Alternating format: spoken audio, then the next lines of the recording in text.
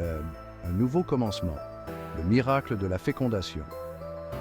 Le voyage d'une vie humaine commence par un événement microscopique d'une importance capitale, la fécondation. C'est le moment où un spermatozoïde, porteur du patrimoine génétique du père, rencontre un ovule, porteur de l'héritage génétique de la mère.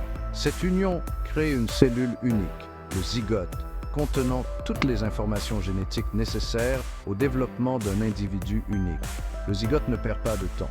Il commence à se diviser rapidement, doublant et quadruplant de volume au fur et à mesure qu'il descend la trompe de Fallope en direction de l'utérus.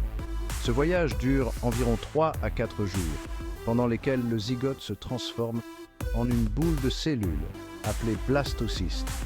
Le blastocyste est plus qu'un simple amas de cellules. Il possède déjà une structure définie avec une masse cellulaire interne qui deviendra l'embryon et une couche externe qui deviendra le placenta.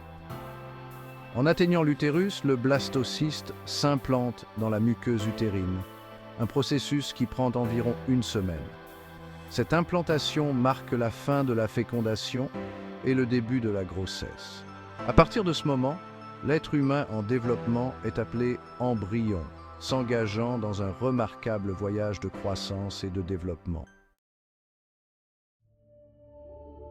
Le premier trimestre, qui s'étend de la première à la 12e semaine, est une période de développement rapide et de changements importants. C'est comme la construction des fondations d'un gratte-ciel. Des structures cruciales sont mises en place qui soutiendront toute croissance future. Au cours de ces premières semaines, l'embryon se transforme, passant d'un amas de cellules à une forme humaine reconnaissable. L'un des événements les plus critiques du premier trimestre est le développement du placenta, un organe spécialisé qui agit comme une ligne de vie entre la mère et le bébé en développement. Le placenta fournit de l'oxygène et des nutriments à l'embryon, élimine les déchets et produit des hormones essentielles à la grossesse. Simultanément, la poche amniotique se forme, se remplissant d'un liquide qui amortit et protège le bébé en développement. Alors que le placenta et la poche amniotique offrent un environnement sûr et propice au développement, l'embryon se concentre sur la construction de son corps. Au cours des premières semaines, le tube neural, qui deviendra plus tard le cerveau et la moelle épinière, se forme. Le cœur, un organe minuscule mais puissant, commence à battre dès la 5e semaine. À la fin du premier trimestre, tous les principaux organes et systèmes du corps sont en place, bien que sous leur forme rudimentaire. Le premier trimestre ne consiste pas seulement à poser les bases, mais aussi à assembler la machinerie complexe du corps humain. Ce processus, appelé organogenèse, est une merveille de précision biologique. Chaque système d'organes se développe à partir d'un groupe spécifique de cellules, se différenciant et se spécialisant pour remplir sa fonction unique. Le cœur, par exemple, commence par être un simple tube qui se replie sur lui-même, formant finalement les 4 cavités et les valves qui pomperont le sang dans tout le corps. Le système digestif commence par être un simple tube qui s'étend de la bouche à l'anus, se développant progressivement pour devenir le réseau complexe d'organes responsables de la décomposition des aliments et de l'absorption des nutriments. De même, les poumons, les reins, le foie et d'autres organes vitaux prennent forme pendant cette période. Bien qu'encore à leur premier stade, ces organes commencent déjà à fonctionner. Le cœur pompe le sang, les reins filtrent les déchets et le foie produit des protéines essentielles.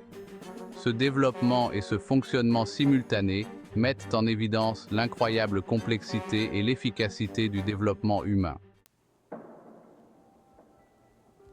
Les fondations étant solidement établies et les principaux organes en place, le deuxième trimestre, qui s'étend de la 13e à la 28e semaine, est marqué par une croissance et un développement importants.